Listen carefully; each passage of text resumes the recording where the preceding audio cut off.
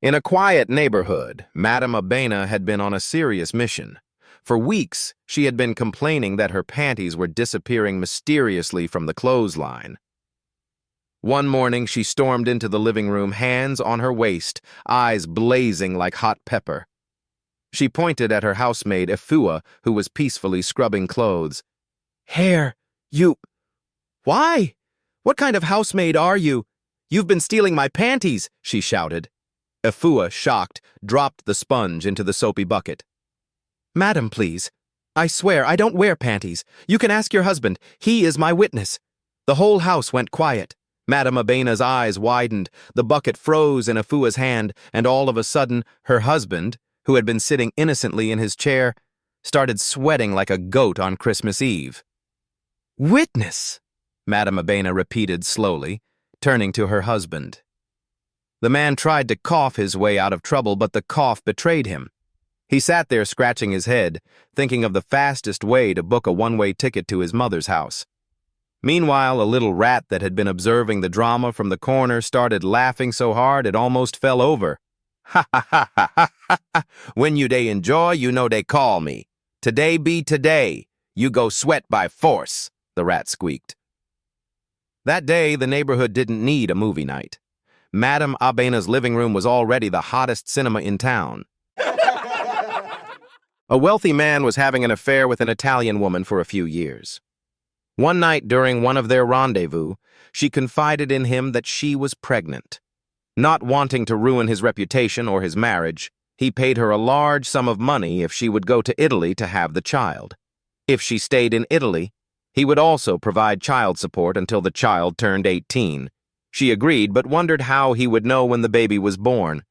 To keep it discreet, he told her to mail him a postcard and write spaghetti on the back. He would then arrange for child support. One day, about 9 months later, he came home to his confused wife. "Honey," she said, "you received a very strange postcard today." "Oh, just give it to me and I'll explain it later," he said. The wife handed the card over and watched as her husband read the card, turned white, and fainted. On the card was written, "Spaghetti, spaghetti, spaghetti. 2 with meatballs, 1 without." The military recently realized it had more generals than it needed, so they offered an early retirement deal. After sifting through all kinds of plans that nobody could agree on, they finally got creative. They announced that any general willing to retire on the spot would receive their full annual benefits, plus $10,000 for every inch measured in a straight line between any 2 points on their body, and the best part, the general could choose the 2 points. The first to step up was an Air Force general. He picked the top of his head to the soles of his feet, a solid 6 feet. He walked out with a check for $720,000. Next came an Army general, who stretched his arms straight overhead and asked to be measured from his fingertips to his toes. 8 feet. His check? A cool $960,000. Then came a seasoned old Marine general. When asked where he'd like to be measured, he calmly replied, "From the tip of my groin to my testicles." The pension officer blinked in surprise and gently suggested he might want to rethink that choice, especially after seeing the other 2 walk away with such hefty checks. But the Marine stood firm. So they called in the base medical officer for the official measurement. The doc asked the general to drop his pants, placed the tape at the tip, and started measuring downward, but kept going and going. Finally, the doc paused and asked, "Sir, where are your testicles?" With a straight face, the Marine replied, "Vietnam." An elderly man was driving his Lamborghini at 100 miles per hour when he suddenly saw police chasing him. So it begins to accelerate, 140, then 150, then 180. All of a sudden, he slows down and thinks, "I'm too old for this." He stops and waits for the police to catch him. The officer gets out of the car, and when approaching the old man, he says, "Sir, my shift ends in 10 minutes. Today is Friday, and I'm leaving for this weekend vacation with my family. If you give me a very good reason for driving so fast, but seriously very good, something I never heard before, I'll let it go." The old man looks at him, thinks a lot and says, "Years ago, my wife eloped with a police officer, and when I saw you chasing me, I thought you were going to bring her back." "Have a nice day, sir," said the cop as he walked away. Three guys were sitting in a biker bar. A man came in, already drunk, sat down at the bar, and ordered a drink. The man looked around and saw the three men sitting at a corner table. He got up, staggered to the table, leaned over, and looked the biggest one in the face, and said, "I went by your grandma's house and I saw her in the hallway buck naked. Man, she's fine." The biker looked at him and didn't say a word. His buddies were confused because he was a badass and would fight at the drop of a hat. The drunk leaned on the table again, and he said, the biker looked at him and didn't say a word. His buddies were confused because he was a badass and would fight at the drop of a hat. The drunk leaned on the table again, and he said, "I got it on with your grandma, and she is good. The best I ever had." The biker still said nothing. His buddies were starting to get mad. The drunk leaned on the table again and said, "I'll tell you something else, boy. Your grandma liked it." The biker stood up and took the drunk by the shoulder and said, "Damn it, Grandpa, you're drunk. Go home." Two great white sharks were swimming in the ocean when they spotted survivors from a sinking ship. "Follow me, son," said the father shark, and together they swam toward the group of people. "First, we circle them a few times with just the tip of our fins showing." They did. "Well done, son. Now let's circle them again, this time with all our fins showing." They did. "Now," the father said, "we eat everyone." And they did. After they were both stuffed, the young shark asked, "Dad, why didn't we just eat them right away?" "Why all the circling first?" The father replied wisely, "Because, my son, they taste way, way better if you scare the crap out of them first." After putting her grandchildren to bed, a grandmother changed into old slacks and a droopy blouse and proceeded to wash her hair. As she heard the children getting more and more rambunctious, her patience grew thin. Finally, she threw a towel around her head and stormed into their room, putting them back to bed with stern warnings.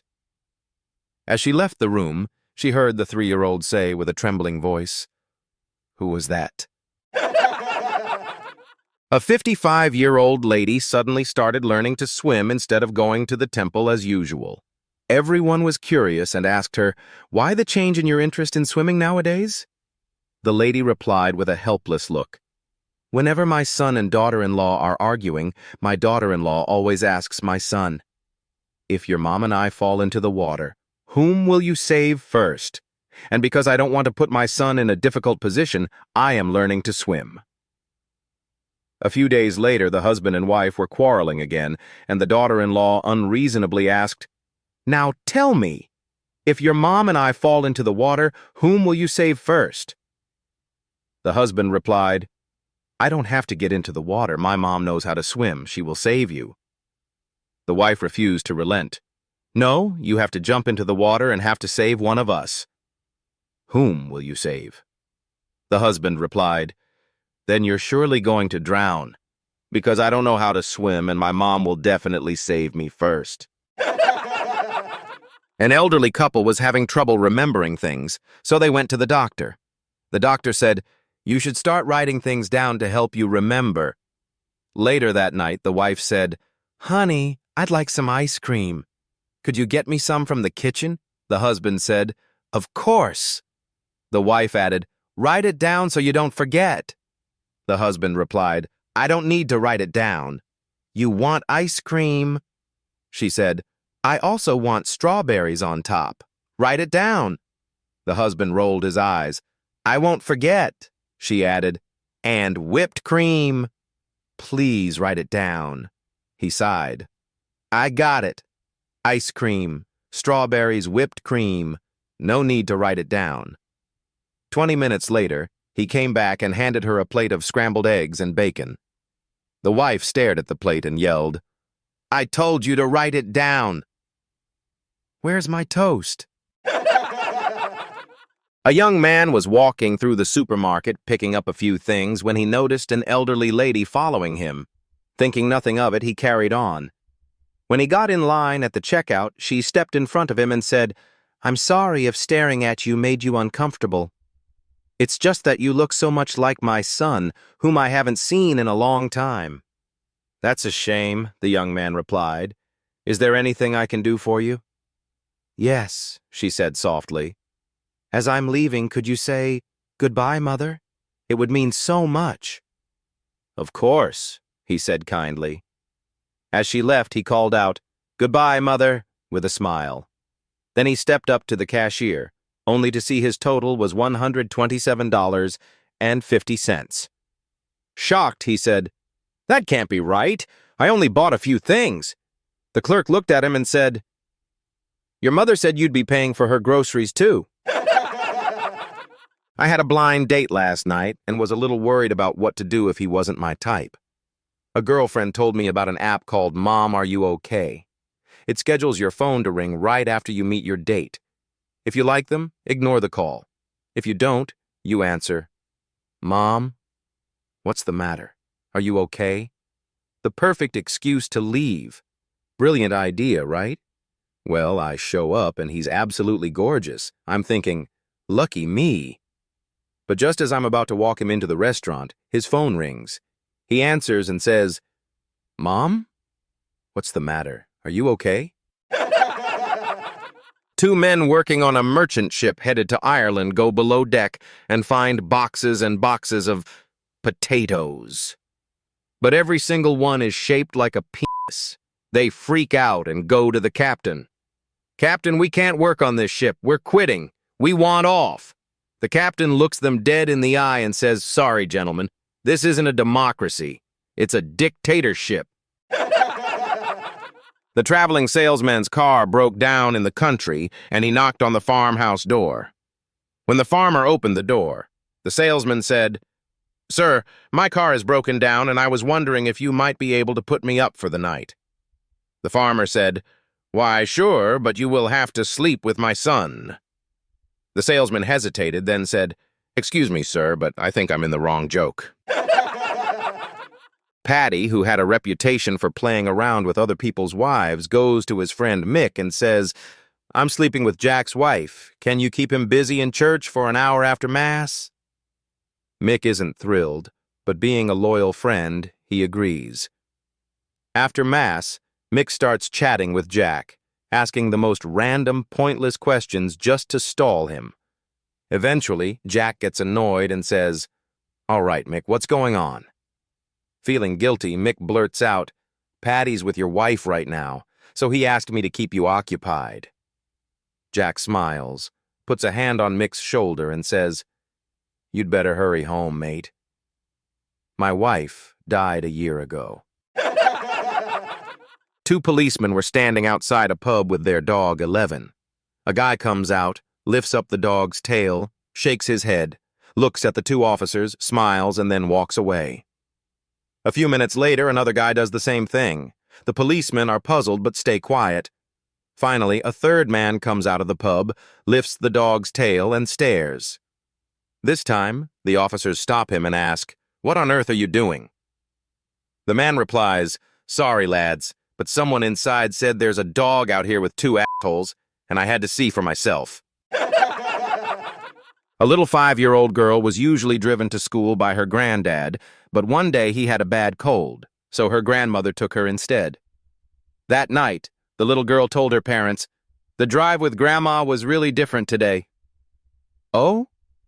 What made it different?" they asked. "Well," she said, "with Grandma, we didn't see a single numbnuts, blind lady, or freaking moron on the road the whole way." "Son, what's in that fancy beer mug on the mantel?" "Me." "Well, that's your Uncle Frank. That's where he wanted his remains. It was his favorite beer stein. He always said it would be funny. Never got why." "Son, maybe it's so he could be Frankenstein?" "Me. That son of a bitch bitch! When Mozart passed away, he was buried in a churchyard. A couple days later, the town drunk was walking through the cemetery and heard some strange noises coming from the area where Mozart was buried. Terrified, the drunk ran and got the priest to come and listen to it. The priest bent close to the grave and heard some faint, unrecognizable music coming from the grave. Frightened, the priest ran and got the town magistrate.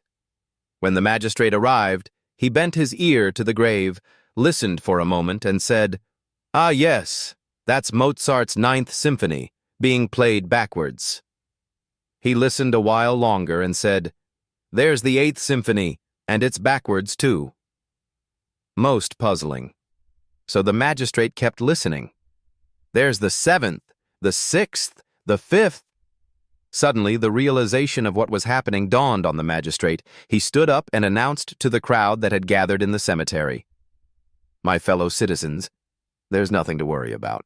It's just Mozart decomposing." A dictator once asked a famous composer if he could write him a brilliant piece of music. Naturally, the composer was extremely nervous, as the dictator had a habit of giving the death penalty to those who did not please him. The composer spent weeks working on this piece, and from a musical standpoint, it was quite good. So he gathered his orchestra and performed his piece for the dictator as a conductor. However, the orchestra completely blew it and messed up every single bit of the piece. Needless to say, the dictator was pretty pissed. As expected, he yelled at the composer for his insolence and sentenced him to death. However, he added, "Because I appreciate your effort, I will give you one last meal. What would you like?" The composer answered, "I've always been fond of curry chicken. Could I have a plate of that? Make it extra hot." After eating the curry and sweating slightly from the heat, the composer took his seat on the electrical chair. But when the executioner flipped the switch for the chair, nothing happened, much to the chagrin of the dictator. As irritated as the dictator was, he felt it was fair to give the composer a second chance, as it was plainly not his time yet. So the dictator told the composer to try again, and to do better this time. The composer worked for months on this piece, and considered it to be his masterpiece. It was brilliantly written and extremely beautiful, but once again, when he conducted his orchestra in front of the dictator, they completely blew it once again, leaving the composer to be sentenced to the chair once more. This time, the composer asked for the hottest curry available as his last meal, and was granted this wish by the dictator. However, once the composer sat on the chair, sweating profusely, and the switch was flipped, nothing happened. By now, the dictator was simply impressed, so he had to give the composer one last shot. This time, the piece the composer wrote was absolutely flawless. This piece was amazing. We're talking better than any song ever written, beyond the works of Beethoven and Mozart. But once the song was performed for the dictator, the orchestra again flopped, and just couldn't do anything right. This time, the dictator was a bit fed up. He yelled, "No more last meals for you. That curry is doing something for you, but not this time."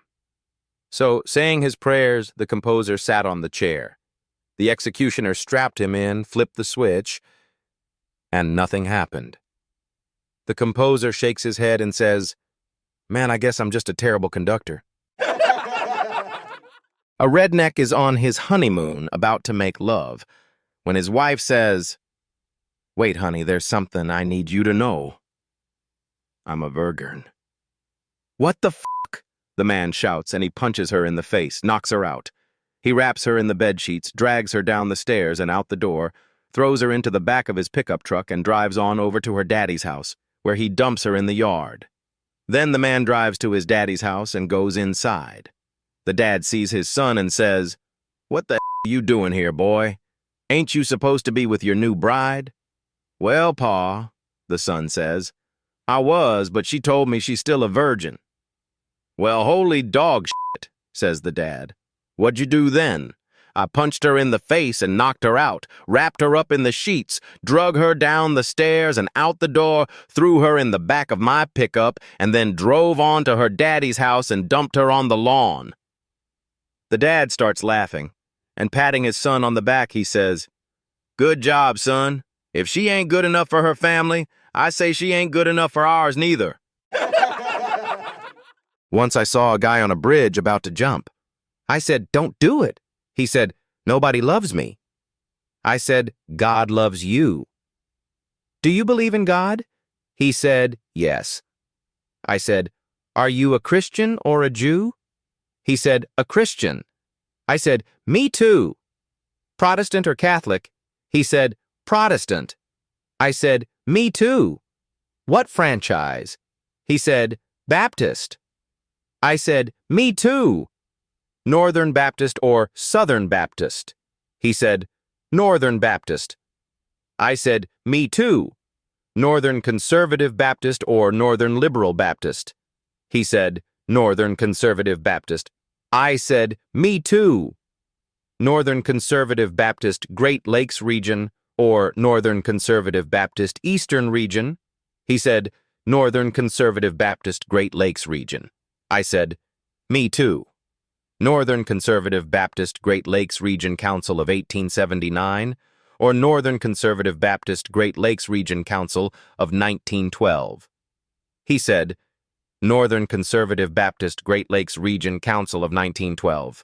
I said, "Die, heretic," and I pushed him over.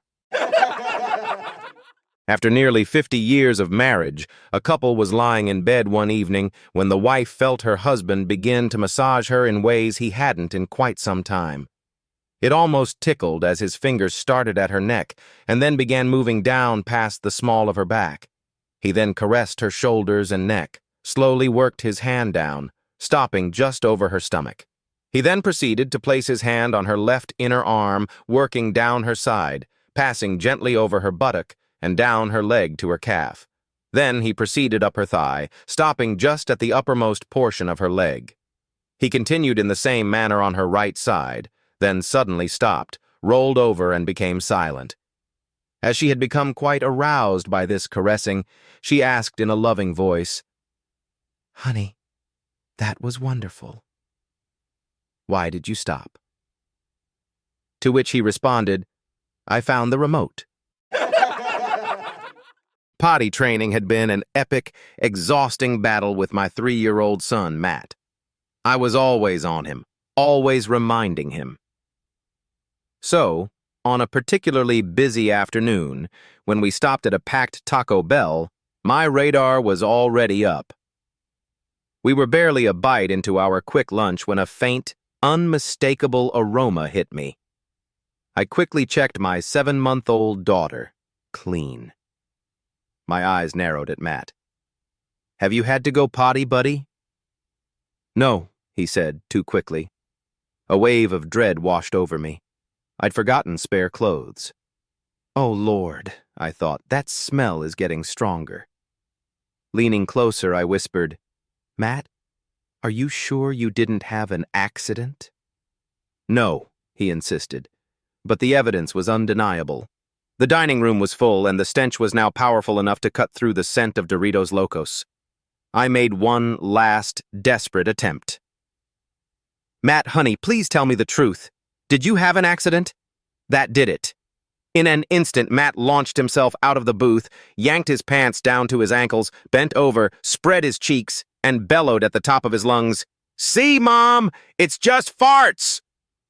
100 people froze, their tacos halfway to their mouths, followed by a chorus of sputtering coughs and muffled laughs. Oblivious to the pandemonium he'd created, Matt calmly pulled up his pants, plopped back down, and returned to his food. I was utterly mortified. Yet as I tried to disappear into the booth, several elderly patrons approached. They were teary-eyed from laughter, thanking me for the best laugh they had ever had. As we were leaving, an old gentleman stopped us in the parking lot, knelt down to Matt, and conspiratorially said, "Don't worry, son. My wife accuses me of the same thing all the time. I just never had the nerve to make the point quite like you did." The midday sun beat down on the construction site. But the loudest thing wasn't the jackhammers. It was the ceaseless bragging of a burly young man. He was a mountain of muscle, and he made sure everyone knew it, boasting he could outmatch anyone in a test of strength. His favorite target for these taunts? Morris, one of the older, quieter workmen, whose years had replaced brute force with a knowing calm. "Come on, old-timer," the young man scoffed, flexing a bicep the size of Morris's head. "Still pushing that wheelbarrow like it's a priceless antique? Time to retire those dusty bones." After several minutes of this relentless goading, Morris finally set down his tools. A slow, almost imperceptible smile touched his lips. "Why don't you put your money where your mouth is, hotshot?" he said, his voice surprisingly steady. "I'll bet a week's wages that I can haul something in this wheelbarrow over to that outbuilding that you, with all your youthful vigor, won't be able to wheel back." The young man's chest puffed out even further. He loved an easy win. "You're on, old man," he roared, already imagining Morris's wages in his pocket. "It's a bet! Let's see what pathetic load you can dream up." Morris simply nodded, his eyes twinkling. He reached out and, with an air of quiet confidence, gripped the handles of the empty wheelbarrow. Then he gestured towards the young man with a slight tilt of his head. "All right," Morris said, his smile widening. "Get in."